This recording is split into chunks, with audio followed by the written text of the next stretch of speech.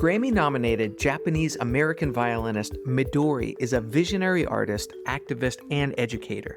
She's been performing since her debut at the age of 11, which means she's been practicing for most of her life, time she considers very well spent. I think practice provided for me my own world that I could own, that I could be myself, and really feel like it was my life. And it wasn't that the violin was my life, but I found my life by having practice of violin. You're listening to Speaking Soundly, a backstage pass to today's biggest stars of the music world. I'm your host, David Krauss, principal trumpeter of the Metropolitan Opera. During each episode, you'll hear me speak with inspiring performers about their creative process and the personal journey that led them to the stage. It's great to talk to you. You know, we're the same age, and I've been aware of your career almost my entire life, which means you started very early. By the time you were 14, you already had a full-blown recording and performing career. As a young child, did you have a sense that this was an extraordinary existence? I think that when I was first performing, I was grateful for the opportunity. I loved to perform. I would say that was really the most important and the most dominating feeling that I took out of those years, to feel so much freedom and feeling liberated as I was on stage. I made my debut when I was 10 years old and just went on doing it because I loved it. But it was in my early 20s that I decided that I wanted to actually pursue a career in music as a performer.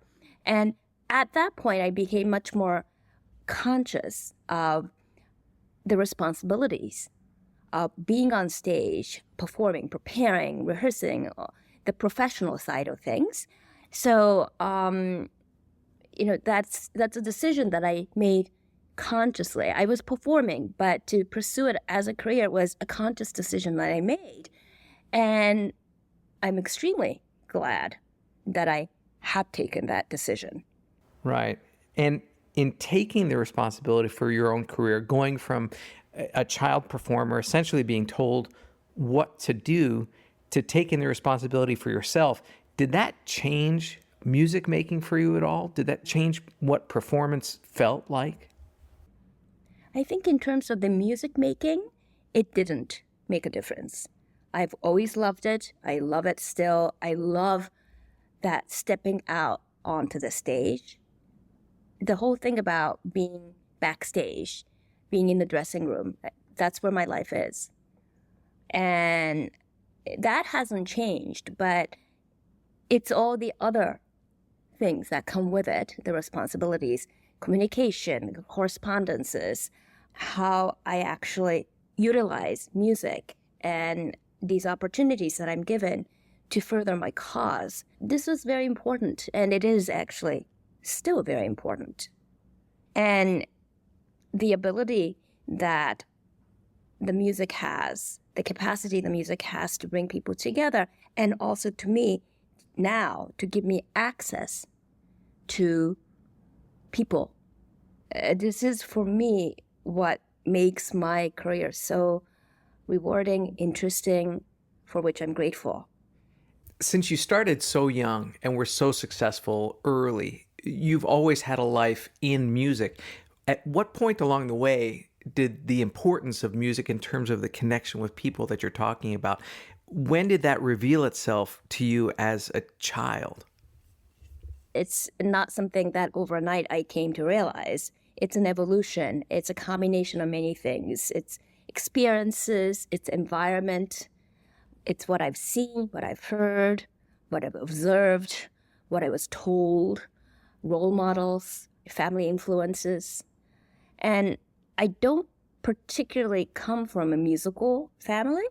My mother is a violinist, but besides my mother, no one really had music as a profession. Nonetheless, when I was growing up, I observed them through their professions, their careers, that they were finding ways to connect with the community through whatever they were doing professionally. And so music just happened to be, at that point, the means with which I could connect. Then I was influenced also by people like Isaac Stern, who was my mentor, people like Bernstein, that I was exposed to his energies, his ideas, and his person. So without knowing really concretely, I was kind of breathing in this idea and observing people who were dedicating and committing themselves to better whatever that mission was for that person. Being an advocate for the arts, being an activist, and bringing music to those that actually might not have had an opportunity otherwise. This was how I was growing up. When you were touring with Leonard Bernstein, that was around 12 and 13 years old, right? That's correct. So what was it like to perform with him at 12 years old? Like, do you get how amazing Bernstein is when you're performing with him when you're a child? Or is it just now, upon reflection on his legacy, that you were like, I did that. I was there with him performing, and that's amazing. I think as a child, I was in awe. Yeah. Of course, there was something that really made me mesmerized. Listening to him, watching him, just being in his presence, there was a whole aura. There was a whole positive energy, an incredible energy, a magical energy, actually, that I knew. I probably couldn't put a finger on it at that point, but there was something very, very spectacular. When you started the violin, it only took you a few years to accomplish a level of technical and musical ability that most people can only dream of achieving. So naturally, you're labeled as this child prodigy, and it's just assumed that you were born with this gift and this talent. But at the same time, you have a famously rigorous work ethic. You've practiced hard to attain and maintain this level of mastery of the violin. So I couldn't imagine a better person to answer this question. Where does talent and hard work intersect? Is one factor more important than the other? Could you have reached the level that you've achieved without a potent combination of the two? That's a very difficult question.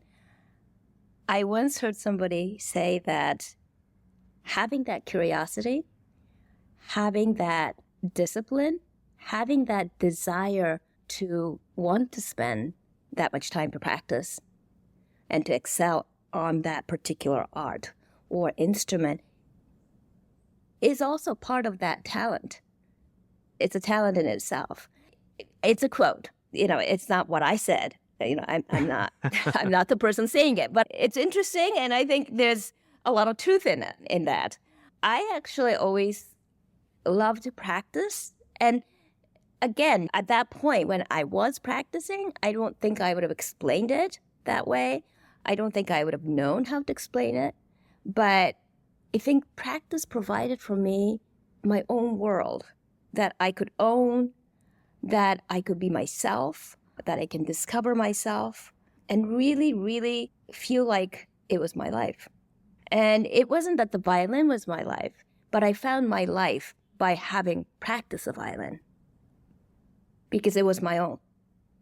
When you're talking about creating a world for yourself, for most kids, that means playing with toys alone in the corner and playing with fire trucks or dolls or whatever and kind of envisioning this world and living within it. But for you, that was practice. That was the violin. It was. And it was something that I now, in retrospect, realize I enjoyed. And there were so many things that made me curious through the violin. I would say that history, and not just biographies of composers, but the history that went around. Psychology, why certain notes made you feel a certain way, but that it wasn't always the same. Why? Why certain pieces, were difficult and how that made me feel. But then I would organize myself to accomplish, to achieve that hurdle of the difficulty of that piece, what I could actually convey, figuring out what I would like to convey through music, all these things. It was really such an interesting, rewarding way to spend time. So just yesterday, I was talking to a good friend of mine who's a violinist, told her that I'd be speaking with you today. And she told me about when you played a concerto with her orchestra and how blown away she was by your performance, but even more so that after the performance, she heard a violinist practicing a concerto in the hall, only to find out that it was you. Do you normally practice after performances? So over the years, I grew to understand when I actually would do my best practicing, or at better times of the day when I would actually get good practicing done. After concerts is one of the best times. My mind is clear. I'm warmed up. And after the concert also serves a little bit for me as sort of, calming down, just sort of getting back to the normal sort of sea level of psyche from the high. It's very important for me. So actually after concert is a wonderful time to practice. So you're practicing night and day, literally. Does that constant state of having to practice get frustrating after a while? I mean, it's also a pretty solitary existence if you're spending most of your day and night either in a practice room or in a dressing room while you're on the road performing. Does all that time and energy spent practicing impede on your life at all? No, it doesn't bother me. Yeah. I am doing what I like to do. Practicing isn't really so much a requirement for me, but it's an interest. It is a requirement because, okay, if I have a concert scheduled the following week, of course I need to be prepared for it. So it's a requirement because it's according to my plan to accomplish what I planned. But doing what I planned is a pleasure for me. So it's not like I'm frantically practicing because I need to get ready and I must get. It's not a sense of distress. First of all, it's probably not for tomorrow. It's not for next week, but it's probably for something in a couple weeks or a couple months or even a year later. And I think after 40 years, feel very much at home in dressing rooms. I do get comments. It's like, I'm so sorry you have to spend the entire day here backstage. And I'm sorry, your hotel, can we get a day room for you or whatever? Like, no, I actually really like being in the dressing room. And people look at me, with this unbelievable look, but it's an honest truth. I grew up, this is my living quarters. Dressing rooms, backstage, it's my living quarters. I go to the hotel to sleep, to rest. I take a walk. I go to the bookstore. I love going to cafes.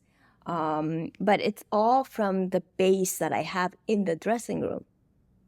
You were born in Japan, and your mom, who's a violinist, was your first teacher and really your inspiration to pick up the violin in the first place. She had the wherewithal to move you from Osaka to New York City for the training in order to really cultivate your talent. When you came here, you didn't speak any English. You're moving to a completely new place as a young child. Was that terrifying to you or was it exciting? Oh, I think it was very exciting. It was absolutely exciting to go to New York. I had been at the Aspen Music Festival the previous summer, and I had made some friends. We had met people who were also living in New York. So in New York, I was essentially reconnecting with some of these people, which in itself was really special. The idea of going to a music school, which I hadn't done in Japan, being able to meet kids my age who are also playing instruments, who were pursuing musical studies, I was very excited. And going to elementary school in a different country sounded like a really cool idea. I think the fact that I was able to come with my mother, and that I was able to go to a regular school and just take in English, the new language, in a very organic way like that. They say that, this 10, 11 is like the cutting point where kids still learn the language as newborns are learning to acquire language as they grow. So the language itself, I got really tired after a day of school for the first 6 months or so. And my mother helped me a lot in trying to understand some of the instructions and the textbooks and all that. But it kind of was in a flash. I had integrated into the school very quickly. And in terms of your development, you start the violin at 2, and by 6, you're already performing Paganini caprices, which are some of the most technically challenging works ever written for the violin. When you're able to do that at 6, and you face other challenges in your life, like riding a bike or math, is there an expectation on yourself that you should be able to do anything because you've already accomplished the impossible? First of all, I started to take lessons. I think it was more close to 4, not 2. I think definitely my sense of self, my self-esteem was, they were very healthy because I was playing the violin. And I had this sense of my own world because of it. So by when I was 7, 8, I also had this feeling that hard work pays off. That I practice, and I can do it. What I can't do through practice, I can achieve eventually. That I had a track record in my mind that some things can be accomplished through hard work. So I think that gave me even better sense of self-esteem, discipline. It's not shooting in the dark when I practice. So working, studying, or whatever it is, music, not music, there's an expectation, absolutely, that I can do it. I want to share this experience with you that I had upon first hearing your playing. I was in the car with my parents on the Long Island Expressway, and we were all listening to the radio. Someone was playing the Tchaikovsky Violin Concerto, and I vividly remember my parents arguing over who they thought it was performing it. My mom was saying, oh, it sounds Russian, so it has to be somebody like David Oistrakh, and my dad was saying, no, it sounds like Perlman or Isaac Stern. When the concerto was over and the announcer said that this is the second album of a 15-year-old Japanese girl named Midori, they were floored because in that moment, you shattered the notion that you have to be Russian or you have to be a man or you have to have life experience past age 15 to make this music sound alive or authentic in some way. But you did that just using the experience that you had. When you approach a piece like Tchaikovsky, for example, do you try to make it sound Russian somehow? Is that important to you, or do you just play it the way you hear it? It's a very interesting question that you're asking because we're talking partly about style, right? And of course, I ask myself the question, what makes Bach sound like Bach, in my opinion? Or Mozart, or Tchaikovsky, or Shostakovich, whatever. That's a very fundamental question that we have to ask. Whether you put it in terms of the nationality of the composer, the passport, maybe that's not exactly the same question. I do definitely, however, think about the characteristic of the spoken language. So in that sense, I'm not trying to make it so that Tchaikovsky sounds Russian, as in what we might think of passport / nationality / form of government. But yes, there is something that's related to the language. And I certainly wouldn't say that you have to have the same passport as that composer in order to be able to understand that music. But it is important to really get to know that composer as a person, as a human being, including the language. Well, you do that very well and have for a really long time. I can only imagine that being a world-renowned soloist for as long as you have would take up all of your time and all of your energy. But at the height of your recording and performing career, you established a foundation called Midori and Friends. It's a program that brings music education to the underserved communities in and around New York City. What inspired you to get so involved with music education in the middle of your growing and very successful solo career? This was something I wanted to do, to bring music to those that otherwise wouldn't have an opportunity to do so. And also having had the experience of seeing different cultures and starting to get an idea that there's a whole world out there that is so large, so amazing. It was really daunting, actually. But I really, really, really wanted to do this because at that point, I already knew that music had given me so much. And I wanted to share that experience. And very quickly, I learned that because, the educational systems in the major cities in this country, it was going in the direction of eliminating arts education. And of course, growing up in the fields in the late 80s and the early 90s, my older colleagues, Mr. Stern, Bernstein, they were talking about this. This was a great concern. This was the topic of that time, of that period. I knew that I needed something more than just one person, me, going in to a random school here and there and playing for a group of school children in order to be able to bring about a systemic change. In order to be able to ask my colleagues to join, to really become active in trying to actually reverse a trend, I needed an organizational structure. So first and foremost, I wanted to bring music, and I wanted to share this joys of music and what music can do. Music has a capacity to inspire, to calm, console, to excite. For me, it opened doors to curiosity with history, with different languages, different cultures. It may serve as a gateway to the outside world if you're confined.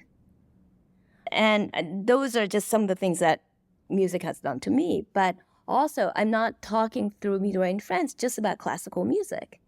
But from the very, very beginning, I saw the wealth of diverse communities within New York City, different traditions, different musical traditions. That music wasn't just about classical music, it was about people.